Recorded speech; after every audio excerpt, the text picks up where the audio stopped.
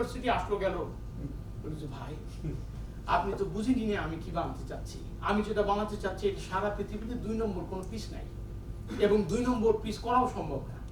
কারণ তাহলে এই পুরো জিনিস, পুরো জার্নি তাকে করতে হবে। 2013-এ প্রাসঙ্গিক কথা বলছি, এক্সপেরিয়েন্স বলতে হচ্ছে।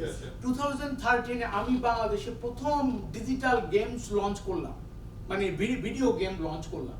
ভিডিও গেম মানে পিসি বেসড ভিডিও গেম লঞ্চ করলাম। হাতির ঝিল হইচই পড়ে গেল। সারা বাংলাদেশে যত মিডিয়া আছে 25টা মিডিয়া আমাকে কভার করেছে, 25টা মিডিয়া। তারপর ঘটনা এমন ঘটলো, অনেক আপনার ডিজিটাল মিডিয়াকে আমি বলতাম যে ভাই আর আইসেন না, কারণ আপনি আসা মানে একদিন লস করা, ওই দিনে আর কোনো কাজ হবে না। কারণ তারা ক্যামেরা বসায় এই যে করতে করতে তাছাড়া একটা মানে okay we are tense also, কি না কি দেখায় আছে, ঠিক আছে সুন্দর করে সাজুগুজু হয়ে থাকতে হবে। তো এগুলো সবকিছু মিলিয়ে আমরা বলতাম যে ভাই আর দরকার নেই। Clear are not clear? Okay, so what happened?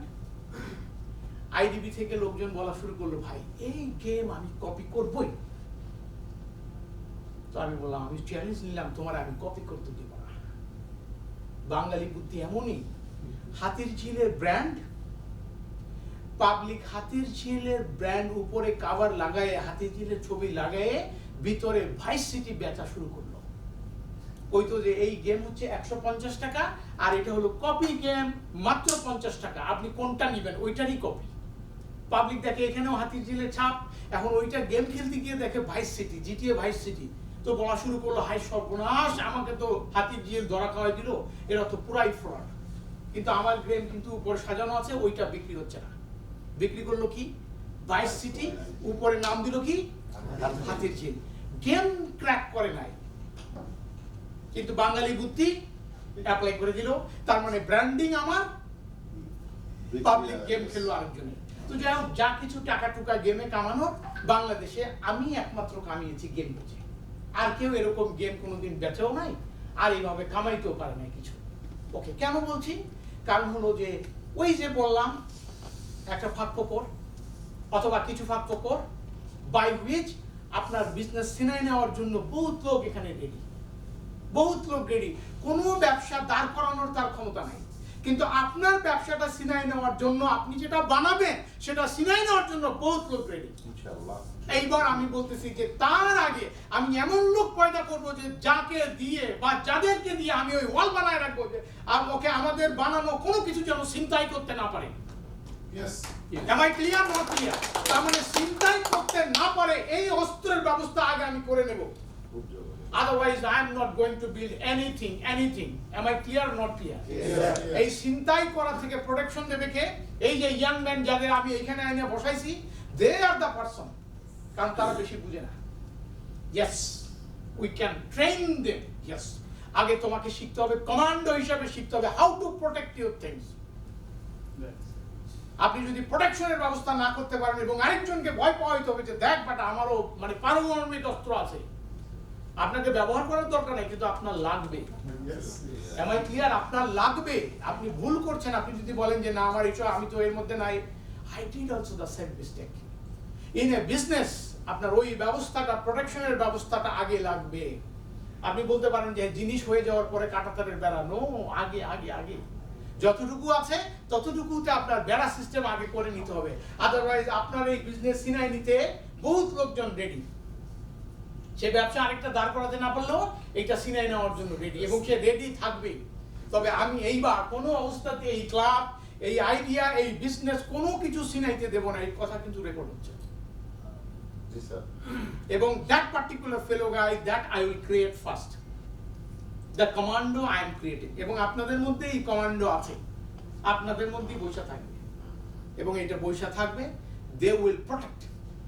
Okay okay, so আমরা অলরেডি বুঝে গেছি। আমরা এখন নেক্সট সেশনের দিকে আস্তে আস্তে যাত্রা শুরু করব। এই সেশনে যাওয়ার আগে যেহেতু সারাদিনে আমাদের আসলে ব্রেন ইঞ্জিনিয়ারিং এর উপরে আমরা কথা বলবো, এবং অলরেডি বলেছি যে সব কিছু ব্রেনে, তাহলে বলুন তো পার্টনারশিপ কোথায় থাকবে? ম্যাডাম, ব্রেনে। ব্যবসা করে কে? ব্রেন। রিলেশনশিপ কোথায় থাকে? Brain. Everything should be in brain. কিন্তু একটু প্রবলেম আছে। এখন প্রশ্ন হচ্ছে ব্রেন কোথায় থাকে? বলেন তো ব্রেন কোথায় থাকে, বলেন।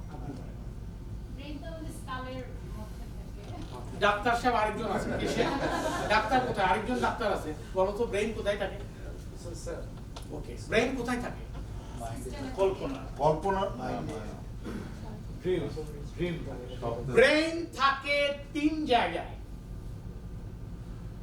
ব্রেন থাকে তিন জায়গায় নাম্বার 1 স্কালের ভিতরে নাম্বার 2 হার্টে নাম্বার 3 গাটে অন্ত্রে গাটে তার মানে gut brain heart brain and after that আমাদের স্কালের নিচে যে ব্রেন আছে মাথার ব্রেন দ্যাট পার্টিকুলার মাথার ব্রেন ওকে এই ব্রেনে নিউরনের পরিমাণ কত এটা হলো বেসিক এবিসিডি নাম্বার 1 নিউরনের পরিমাণ হচ্ছে 100 billion and 80 billion 100 billion and 80 billion I repeat 100 billion and 80 billion এই সব জায়গায় অর্থাৎ আমাদের হার্ট ব্রেনে যে ব্রেন ওকে যেই পার্টিকুলার নিউরন থাকে 70 থেকে আপনার ওকে আপনার এখানে খুব কম 70 লাখ থেকে 80 লাখের মধ্যে এরকম কিছু থাকে ওকে অন্ত্রে যে ব্রেন থাকে সেটার পরিমাণ আরেকটু কম বাট সেখানেও নিউরন ইজ এক্সিস্টিং এখানে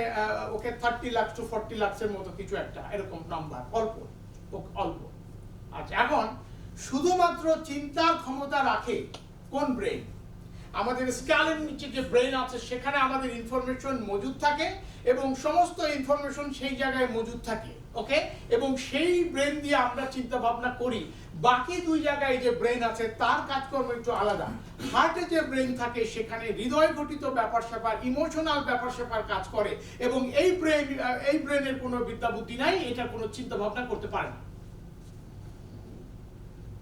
Am I clear?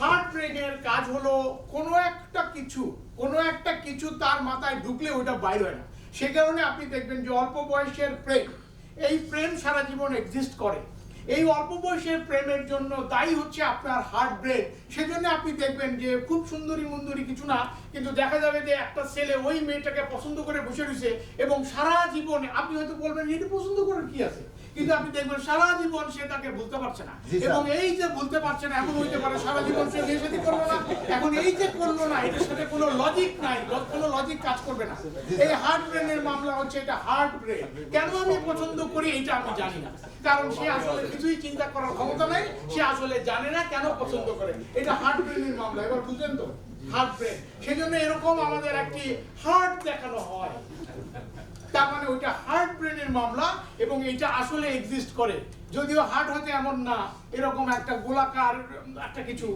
ওকে কাটলে হয়তো এরকম কিছুটা হয় হালকা তারপরেও মানুষ এরকম দেখায় আসলে কাহিনী কিন্তু ঠিকই আছে কথা কিন্তু না বুঝে সে ঠিকই বলছে ওকে তাহলে এটা হার্ট ব্রেন এরপরে আরেকটা ব্রেন আছে সেটা হলো গাট ব্রেন মানে কি কোনো লজিক মানি না কোনো লজিক নাই বাট আমি বলছি the people who are theta the people who are entrepreneur মানে entrepreneurই theta যে কোনো entrepreneur theta মানে entrepreneur মানে theta আমার কথা মানছেন না মানেন না entrepreneur মানে theta সে কি করেছে thetaমি করেছে বাপকে বলতো যে তুমি যাই করতে চাও আমি আরেকবার সুযোগ দাও এবং আমি শিওর সে ফেল করলে আবারও বলতো আরেকবার সুযোগ দাও ও ওইটা সে ছাড়বে না আন্ডারস্ট্যান্ড যতদিন মানুষ এন্টারপ্রেনিউর ততদিন সে ঠেটা ভালো করে বুঝুন যদিও আমি একদম নরমাল বাংলায় বললাম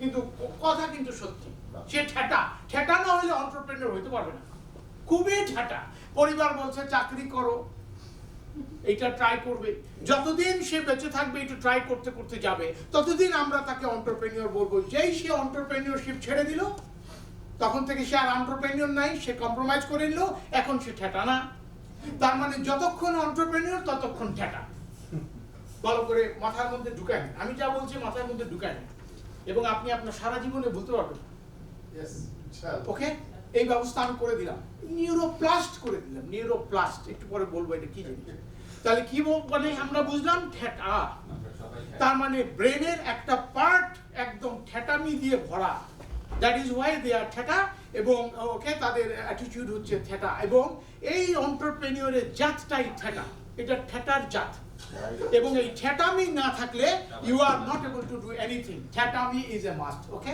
ক্লিয়ার ওকে এবং যারা বলবেন আমি ফেল করেছি, এই করেছি, সেই করেছি, কি দরকার ঠেটামি, ঠেটামি, জি স্যার, ফেল করেছি ঠেটামি, এগেইন ফেল করেছি ঠেটামি, এগেইন ফেল করেছি ঠেটামি, এগেইন ফেল করেছি ঠেটামি, এগেইন ফেল করেছি ঠেটামি, এরপর এক সময় মরে গেলাম।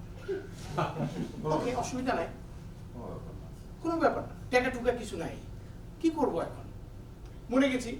এখন যদি আমি এই ঠেটামি না হইতাম তাহলে ঘটনা ঘটতো না।